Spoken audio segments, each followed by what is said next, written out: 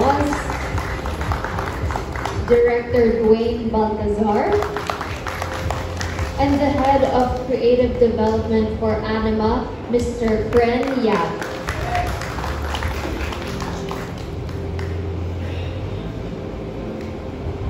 Festival. So ito na po talaga siya. Hindi po ako ang bida dito. Hindi po ang City of Manila ang bida dito.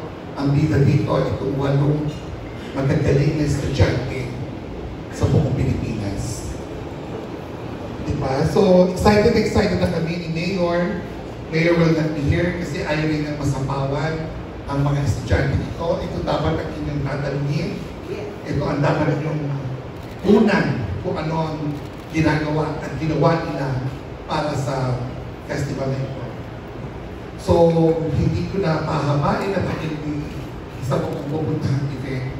So, sana po kami sa Luzon ng Maynila ay humihingi ng tulong sa mga kaibigan natin sa media na supportahan ang Manila Film Festival Shorts Film dahil napakaganda ng ginawa ng mga ito at ito ay talagang inalagaan ng aking kasamang magbuwag kaibigan sa CCP, si Sir Ed Cabagnon. Thank you, Sir Cabagnon. Thank you, Direct Dwayne, for si Direct Dwayne ay isa sa mga featured directors for the 4 po silang napili namin na kasali din po, pero hindi po sila kasali sa award. Yung 8 estudyante lang po na ito ang maglalaban-laban. So, we will also invite you on June 4 for the premiere night. Sa Metropolitan Theater will send a letter to the Macra Group and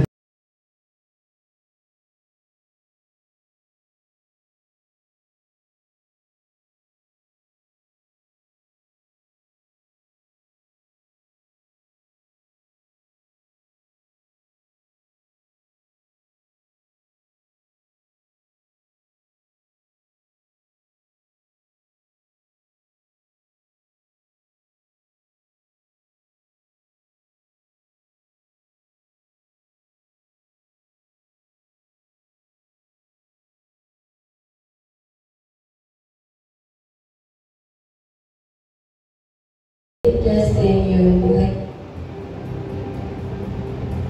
Kumuha kayo sa design movement. Dito kayo papasok yung mga design movement. Yeah? Like just leave it there or something else.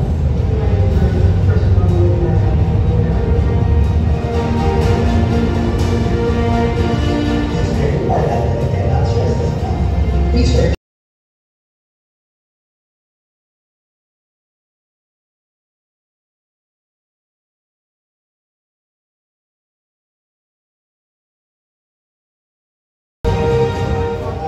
Pagsulat, pagpunta ng mga pelikula bilang kaluluwa.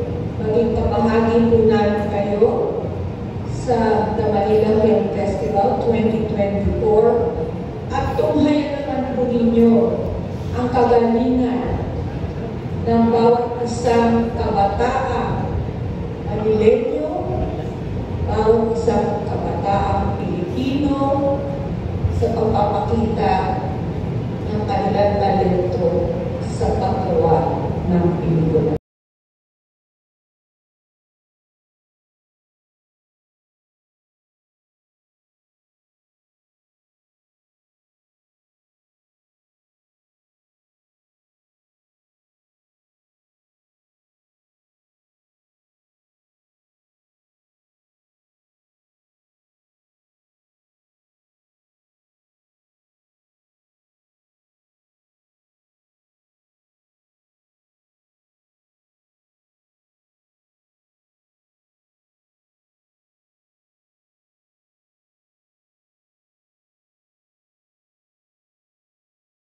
Beyond from the University of the Philippines Film Institute, produced by Jamie Pauline Sanchez, starring Don Richmond Servito, Arkin Torres, and Sharon Seneta. Next, we have Ballad of a Blind Man by Charlie Garcia Vito of De La Salle College of St. Benilde, produced by Marga Vito, starring Joel Saracho, Joyce Macalia, and Sambi Magno.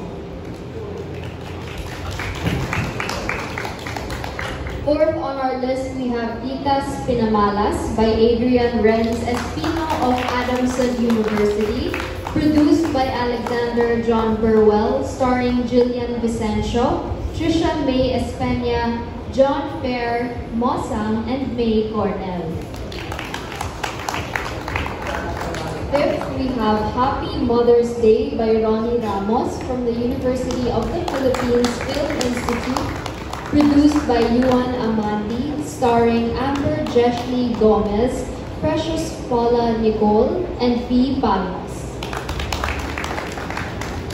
Sixth, we have Pinilakang Tabini by John Pistol Carmen of Bicol University, produced by Shannon Riza Banzuela, starring J.M. Edara, A.J. Rodriguez, G. Halyare, Alisa de Guzman, Ramir Barrios Jr., Remis Lapida, and Romel Labarete. 7 on our list, we have Unat Huling Sakay by Van Marco Molacruz of Colegio de San Juan de Letran, Manila, produced by Francesca Braga, starring Gold Aceron and Noni Buencamino. Now, the 8th and last on our list, we have 3 for 100 o ang tamang forma ng pag-uukay at iba pang mga bagay-bagay, I think, by Cedric Labadia from iAcademy. Produced by Steven Mora, starring Thea Marabot, Carla Zarcal, and Sol Eugenio. Manansala and Gino Illustre. The second film on our list is May at Nila, directed by Sigrid Bernardo, produced by Ava Yap, starring Elora Españo and Veronica Reyes. Let's give them a round of applause. And for the third film, we have Nananahan, directed by Dwayne Baltazar, line produced by Diana Bernardes, starring Ronnie Lazaro and Pio Rafael Benedicto.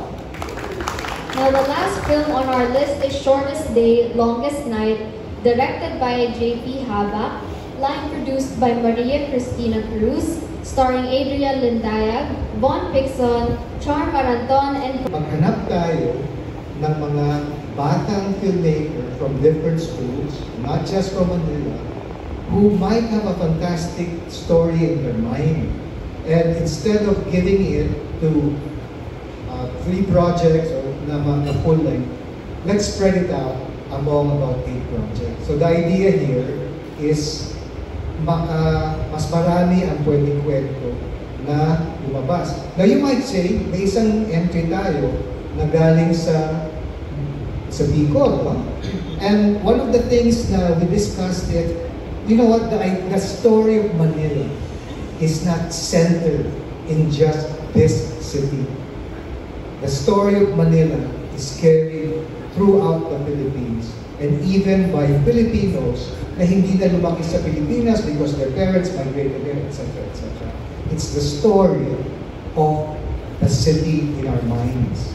So, para lang maging democratic, and since guys, you all know, our friends from the press, buhay na buhay ang regional filmmaking.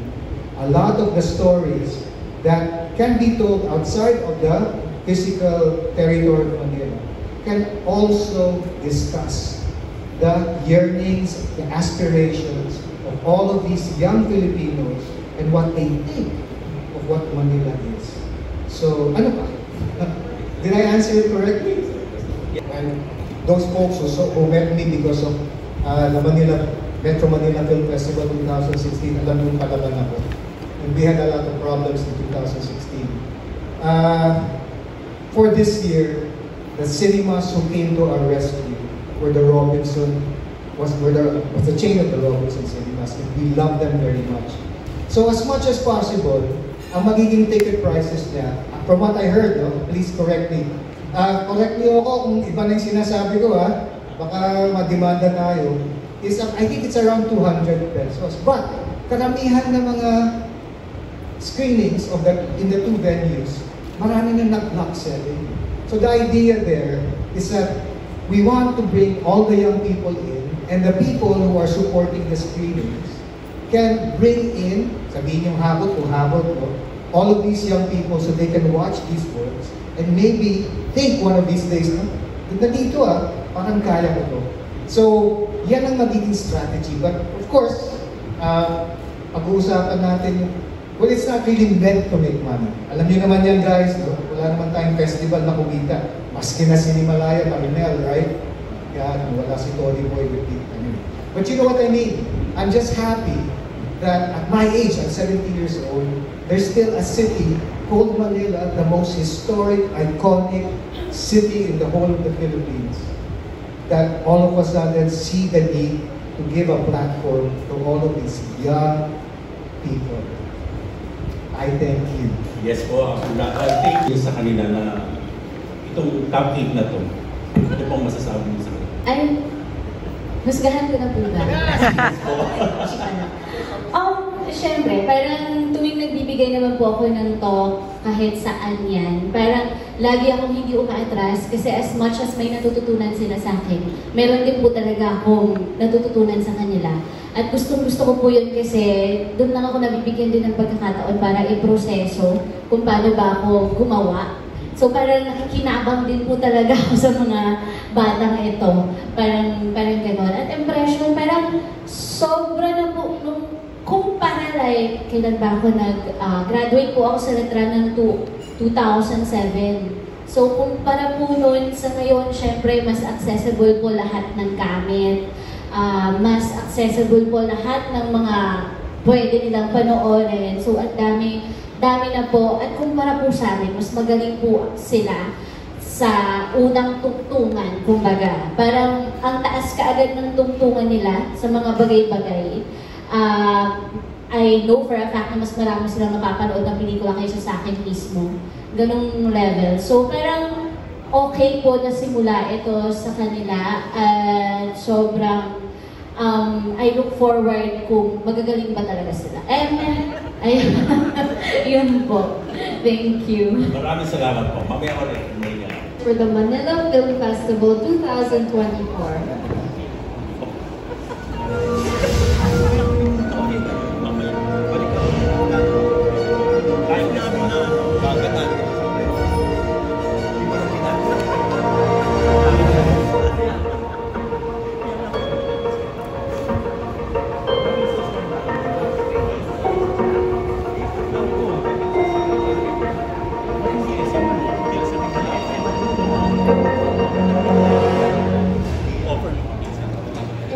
Bata-bata mo ka, hindi ka na naman nag-aaral?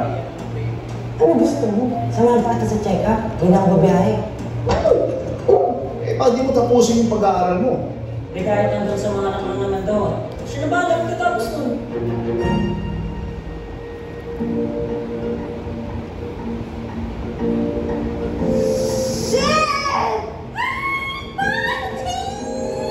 Ito yun!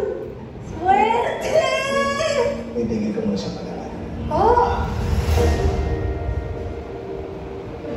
Hindi mo napansin? Kung nasa palang pelikula, tiling-tagilin.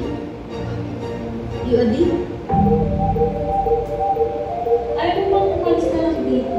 Kailangan mo alagaan si Papa. Paano na yung plano namin makagraduate sa baba? Walang magmamahal sa'yo katulad ng pagmamahal. Ikaw meron na ta? Wala. Kasi ikaw sumukit. Alam ako na mag-aaral ng trabaho. Iba din ni Marina. Iba dito yung sa farm. Hindi, makurit pang hindi. Ikaw ba? Ayaw mo ba tumira doon? Sa'yo naman rito eh. Bahay, baboy, bagyo! Bahay, baboy, bagyo! Bahay! Sal! Anong susuotin mo sa Mother's Day? Hindi ako pupunta. Why not ask your papa? Mother's Day to, Iha. Hindi Father's Day. Bakit kailangan mo pang magpaalam na? Wala po kasi kayo sa pagpipilian na pwedeng isama. Pag hindi pabor sa'yo ang mundo, gagawa ka ng mundo na pabor sa'yo. Okay lang ba?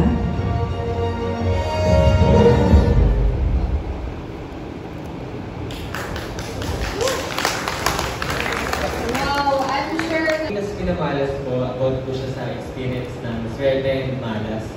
And yun din po yung naging inspiration ng film talaga kasi simula bata ako, yun yung parang pinalakihan ko na pagka may reward sa'yo, swerte ka, pagka hindi mo nakuha yung pangarap mong malas ka. And yun po. Thank you. Yung Ballad of a Blind Man po, tungkol po sa anak ng isang tatay na nagugulang. Inalagaan niya yung tatay niya. Pero, yung nangyayari ay hindi siya palabas ng bahay, minsan hindi niya nagagawa yung mga gusto niyang gawin bilang isang bata. So, it's about reclaiming your youth. Even if it's called Ballad of a Blind Man, it's more about the blind man's daughter and getting freedom. Hello. Ayan, yung Bahay Baboy Bagyo, tungkol naman siya sa dalawang batang lalaki, si Kulas and Rabo. So they are enjoying their childhood sa isang pamayanan. Pero dahil nga sa threat ng demolition, nagkaroon din ng threat doon sa relationship nila. So yun.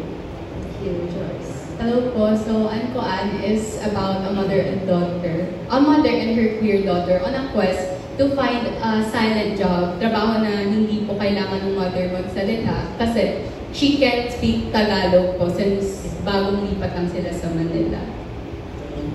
Hello. Yung Happy Mother's Day naman po ay tungkol sa isang elementary student na nagkaroon ng malaking problema sa school dahil nagka-problema siya kung sino yung invite niya sa Mother's Day event dahil dalawang tatay yung nagpalaki sa kanya. Hello po. Yung pinilakang tabi po is about sa dalawang bata na gustong-gusto ang mga Filipino movies. But because hindi nila kaya yung presyo ng ticket sa sinihan, nanonood po sila through DVD pero hindi po nila alam na pirate na dito. So, ang akala nila sa loob ng sinihan ay ang screen is tabi. Kasi yun yung nakikita nila sa screen. Yun po. Hello po. Yung 3 for 100 po ay essentially isang romance film. Tungkol siya sa pagmamahal. And it's about this form of love na nabuhay sa isang absurdist na lonely na condition. And yung forma ng pag-ibig na yun is at the same time absurd din. So parang though weird yung love and weird yung pagpapakita niya, I think yung pinaka-protagonista niya is that totoo pa rin yung love na yan. And by its core, it's a romantic comedy na medyo weird. Ayun siya. Hello. So, una tuloy sa is about the intersectionality of two habal riders sa Manila. And pinapakita sa film na to yung importance ng mga values na sinishare natin sa mga tao around us.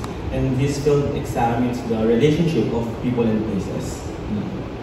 Okay guys. Siyempre tatanungin na. Sorry na po, bulog ako. Okay na po yun. Nananahan. Nananahan. Okay. What is it about po, Direk? Nakaset siya sa paborito kong lugar sa Maynila, which is Avenida area. So, tungkol siya sa isang malungkot na naman, na matanda na naman, na lalaki sa ring Ronnie Lazaro po, na nagtatrabaho sa isang thrift shop. At yung mga kaluluwa na nakakabit doon sa mga gamit na binibenta niya. Yun po. Direk, back in our day, when we were like, starting out in the industry, parang ito yung mga kwentong sana makapagkwento tayo ng ganyan. Sana masabi natin ito. Ngayon, parang bare minimum na sa mga kabataan ito na iyan na ang estado na kaya na nilang magkwento. So, para sa amin, it's a dream fulfilled, even if it's not us working.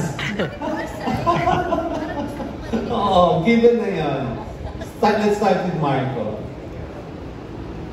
Yung iniidolo mong director, or pwedeng siya yung reason kung bakit gusto yung maging director at bakit? Actually, wala po sa ngayon. Kasi this year lang din po ako nag-shift from being athlete to filmmaking. So, hindi pa po masyadong maraming kilalang director. Pero siguro masasabi ko lang po yung director, professor, kasi Sir Jansen Nicolas. Kasi siya po yung unang naging professor ko ng when it comes to directing. So, yun po. Oh wait, na-curious na ako. Atleta ka dati. Anong athlete ka? Oh, I'm part of the men's volleyball team po. And then bakit ka nag-decide maging director?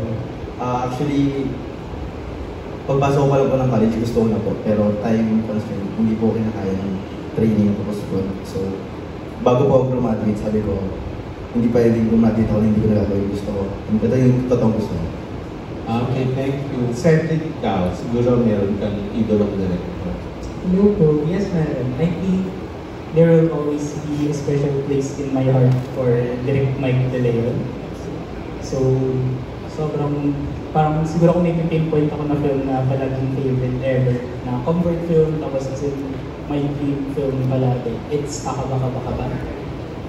Tapos ayun po, everything, so mga bayaning third world, mga ganun na bagay. So as in, sobrang lapit sa puso ko dahil yung forma ng pelikula ng Direk Mike is formless. Parang it's a body of itself na it does not need to be anything, it's just Mike De Leon. Ayan po. Thank you. Ikaw, John. Good afternoon po. Kung may director po akong nasa top 1 ay yung po ay si Direk Eric Pati. Actually po hindi ko pa po alam na napapanood ko na palang pelikula niya. Basta alam ko lang po, nanonood na ako ng mga pelikula ngayon. Siguro po kaya ko po siya in-edible dahil wala po siyang takot magsabi ng realidad through visuals. At ang galing-galing lang po kung paano niya ini-execute yung realidad na hindi mo po mahahalata na sinasabi mo yun na mararamdaman mo nila. So yun po yung gusto ko rin mamusa sa sarili ko po as a bagong director na gusto ko po makapagkwento na hindi ko po sinasabi sa tao literally, pinapakita ko lang po sa kanila at gusto ko po habang pinapanood nila, maramdaman po nila kung ano po yung gusto kong ipahiwatig sa kwento ko. Yun lang. Si Ronnie. No po. Sa akin, dalawa yung naalala kong sobrang laking influence sa akin. Ang una si Giancarlo Abrahan, tapos pangalawa si Direk Arden Condes po. Kay Direk Arden kasi ramdam na ramdam ko yung passion niya din sa pagkwento, kung saan siya nanggaling. And as someone na galing din sa probinsya, sa Pangasinan, very rare yung mga ganitong opportunity para sa amin. So to see like a regional filmmaker sa malaking screen, sobrang inspiring na for me. And then si Ate G, si Giancarlo Abrahan naman, the way kung paano siya magsulat ng kwento, parang very mundane yung mga gawa niya at sobrang relatable sa'yo as a person. Parang hindi na siya kailangan ng masyadong daming spectacle kasi parang kwento. Yan lang siya, ganun lang siya kasimple. Ayun. Si Joyce.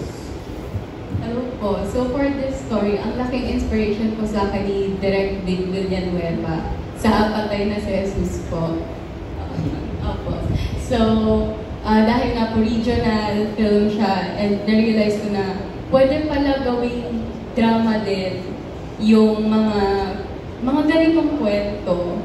Tapos, isa po yun sa mga first films na nakita kong pinag-mix yung Filipino and regional language na pelikula. So that really inspired me. Pero pagdating naman po sa mga feministang kwento, si Marilu Diaz-Abaya po yung inspiration. Hello, ako naman, same lang din with Ronnie.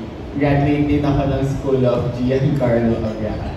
Pero yun, same reason, like yung pagkakaroon ng special dun sa mundanity ng buhay. And then also yung pag-explore ni Direk Giancarlo sa mga human relationships na kahit even yung kwento ay super personal sa kanya, parang nagagawa niya pa rin na maging universal yung kwento that anyone can relate to. So parang ayun din yung gusto ko rin ma-achieve somehow bilang isang filmmaker. And thank you.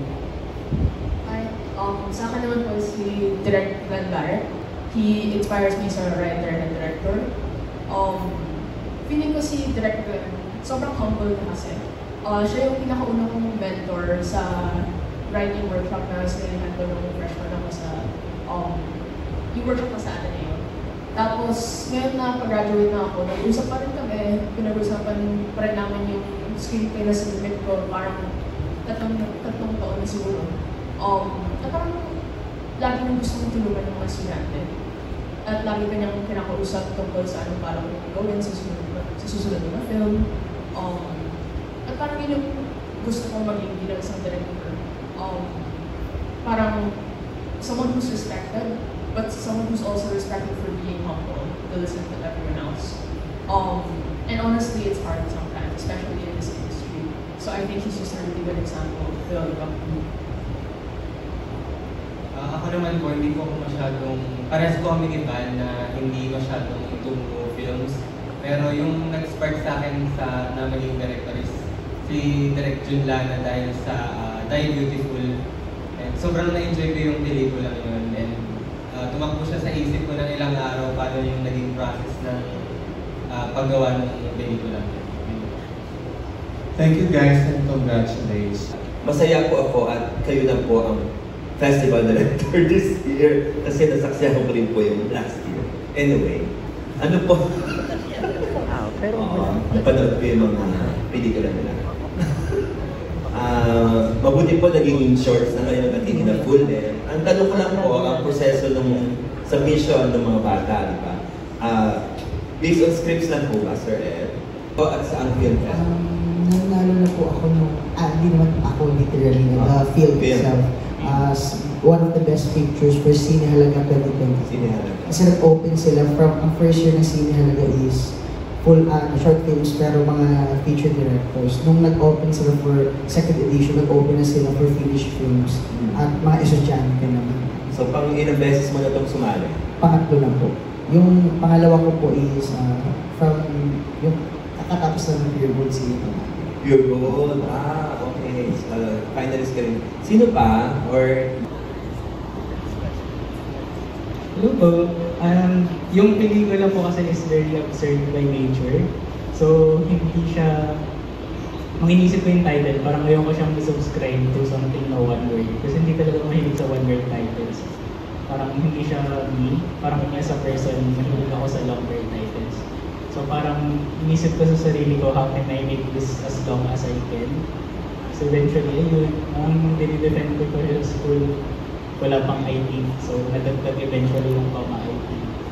So yun, it's very lang ka. Parang the film by nature is me.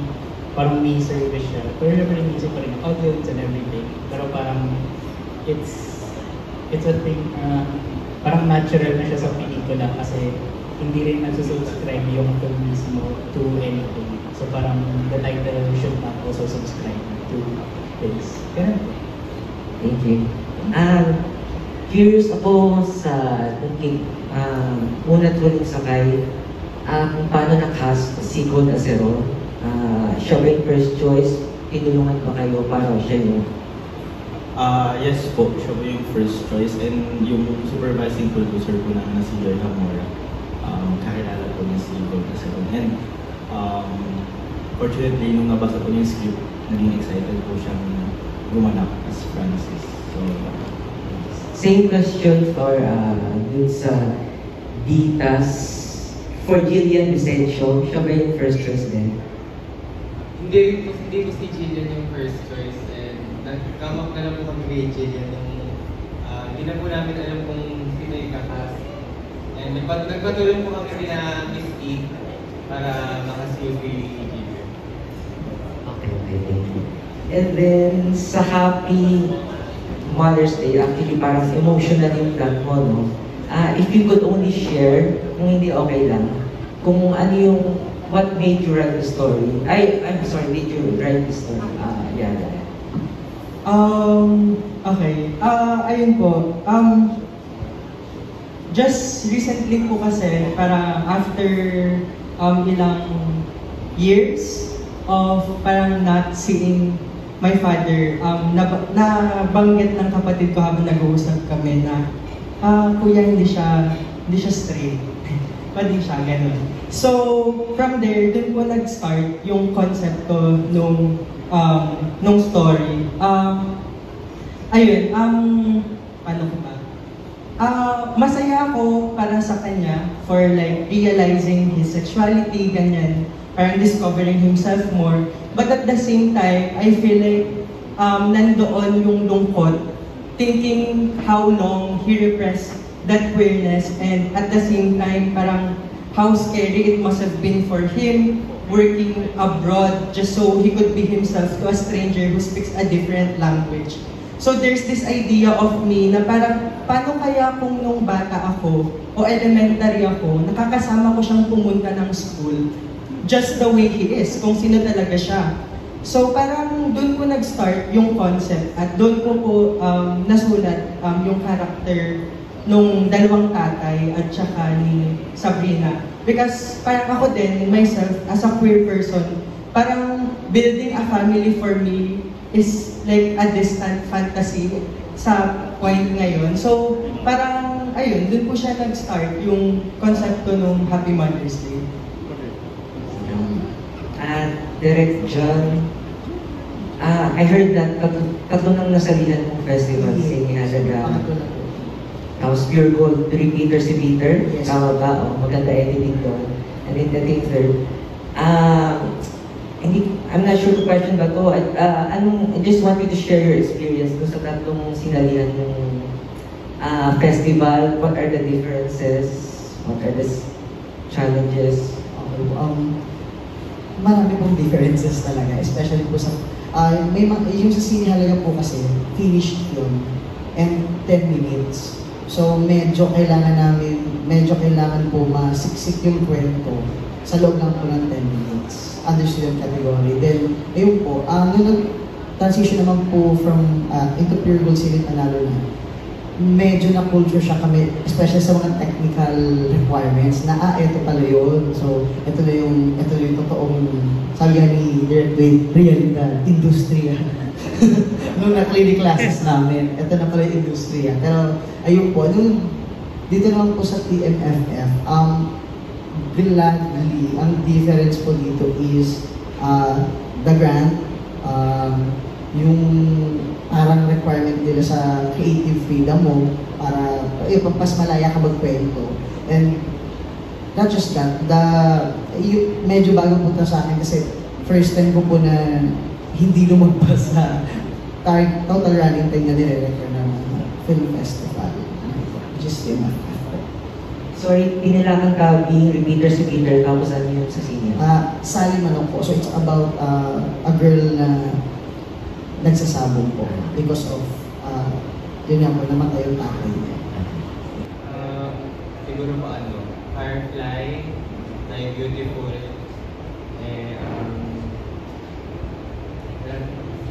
yung isa po, hindi ko po siya kung 10 years ago, napanood ko siya, pero may Amnesia Girl po. Yun po yung unang napanood na pelikula. Top 4 pero not in order. Dan Villegas, Training Partners. Kubursan, of course. Siguro Third World Romance. And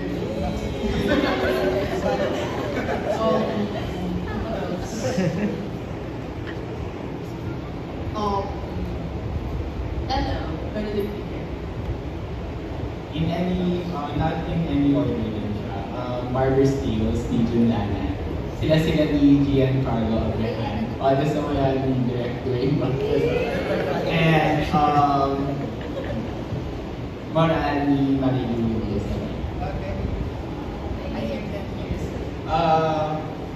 Pwedeng palabas ni Ryan na siya. Ako po, sisip-sip din ako kay Direct Dwayne. That's a wala din po.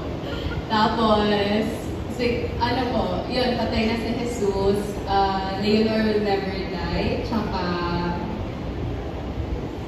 ayun, Barbara's Tales din po. Pinopya ko lang po si Dito.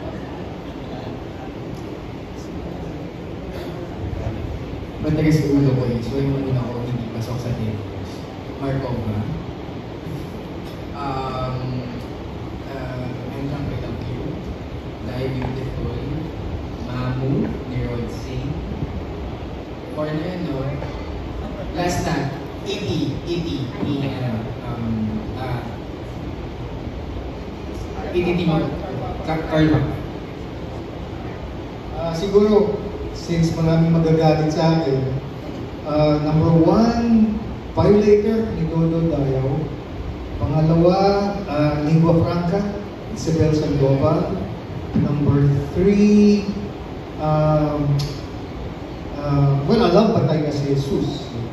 And then number 4, When Apocalypse Child by Monster Cornell. Monster, by Better Half. Sa akin naman po, gusto kita with all my heart ko talo. Okay, una na yun. Tapos, pangalawa, Paki, Please Care. Tapos, John Denver Trending. Ano pa ba? Isa pa. Siguro short, nang maglublog ako sa Sang Mangkok ng Liwanag ni Cookie. Sa akin naman po, hindi siya ito, top 1, 2, 3, 4, parang favorite for ko talaga is Firefly, On the Job, Barbie's Tales, and Metro Manila, starring Jeffrey Steele.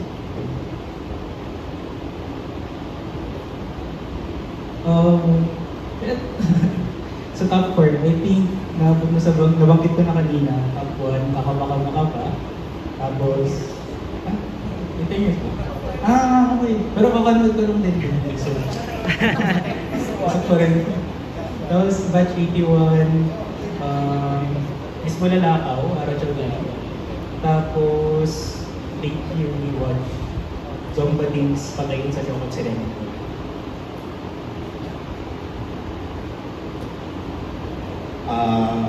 Your number 1, Go Burza. Tapos number 2, Huling Palabas. Number 3, tagal na to, pero napanood to kasi pinapanood sa amin, Oro Plata Mata. Tapos number 4 is, wala na po akong maisip. So yun, top 3 na lang.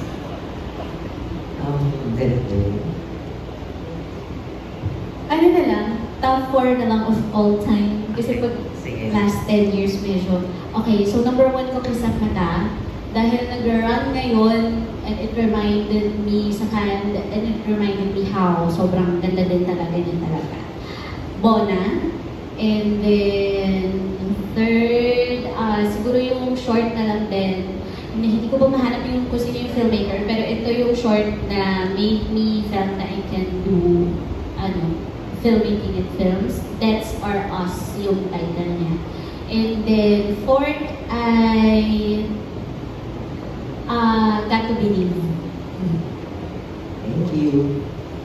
So, but ang gusto ko sa short film na sinabi ni Bruni, it's the idea of being totally free to just tell your story without Mother Lily, Star Cinema, or even certain people from Cinemalaya telling you na ganyan, etc. Number 1. Number 2, napakahirap gumawa ng short. Right, guys? You have the bonus or the curse of a short duration. And when you're telling a story under such a limited time, dun lumalabas talaga kung gaano kayo magaling magbigat ng kwento, ng characters, ng world building in just a small amount of time. Short films are more elegant than full-length films. They're harder, so I really think these guys are amazing. Thank you, sir. Speaking of... Hello po, ako po ang magsastart. Sige, Cedric. Wait, may I pahuli po ng question? So, yes. Sabi nga ni Sir Ed, di ba, mahirap talaga gumawa ng short film. So, ano yung nakaka-inspire sa inyo creatively or magtuloy-tuloy yung paggawa niya? Ano po, parang mas personal siya, usually either during commute, so parang mas meditative hours na hindi ako nag-iisip, nasa public lang, tapos mga things na nakikita ko sa public, mga ganito bagay. Tapos minsan sa mga mas personal siya na time, so parang pag nag-iligo or nag-uupas ng tingle, hindi ako nakikisip. Mga ganun ko na bagay. Yun po. Ako lang po siguro sa mga times na I feel like something makes me go, na kailangan tong marinig ng lahat. And also, sabi na ng directing mentor ko na kapag pumasok sa yung idea, huwag mo na siyang pakawalan kasi yung idea yung namimili ng tao. So kung pumasok ka sa'yo, i-grab mo na yung chance na yun.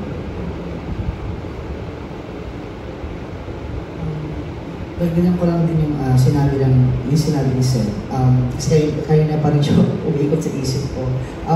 Kung in terms of inspiration, personally palagi ko pong hinuhugutan kung ano lang po yung nasa paligid ko.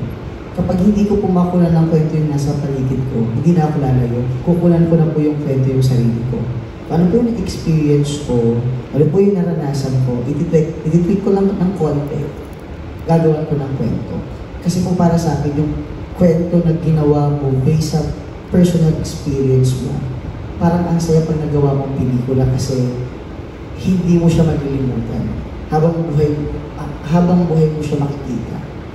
Parang hindi, although may mga kwento po na nasa paligid, parang for me mas higit yung kwento na nanggagaling po sa personal.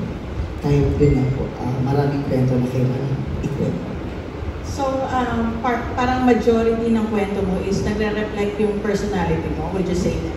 Yes po, especially po itong pelikula ko po ngayon. Parang hindi ko lang po ito experience actually, parang lahat naman po ata ng tao maranasan manood sa Pinilakang Tabingi. Hindi lang po siguro natin na-express nung kapanahonan na yun. Ito lang po. Siguro yung sa akin, agree naman po kasi sinabi nila, dagdag ko na lang din siguro yung joy of creating short films ay yung thrill din talaga na parang mapagkasya mo yung gusto mong ikwento sa ganitong oras, but at the same time, yung limited resources din na meron ka. So parang yung pagiging madiskarte, dun din talaga siya lumalabas eh. Kung parang paano natin imamount itong ganitong eksena na wala naman tayong pang-rig or ano. Ang saya niya, so sobrang ang daming natututunan. At the same time, yung talaga yung experience of making a short film sa mga tao na kasama yung ibang tao na hindi nila iniisip kung first-timer ba to o sanay na ba itong gumawa ng pelikula. Kasi ang saya lang, masaya siyang gumawa, masaya kasama yung mga taong gustong magkwento at ramdam mo yung passion. So parang nakakabuhay talaga siya sa parang creativity mo. Ganun. Sa akin naman po, since I commute from Cavite to Manila, kapag pumapasok ako ng school, yung ideas po usually pumapasok sa akin during commute. Yes, sa traffic po. And people watching as well. May mga nakatayo, minsan ako yung nakatayo. Lalo na pag wala na po akong load, mapapaisip ka na lang talaga kasi wala ka nang magawa. And sometimes kapag nag-a-ACADS, ayaw mo din gawin yung ACADS mo, may idea ang pumapasok sa isip mo. So, you leave it, you write, parang gano'n.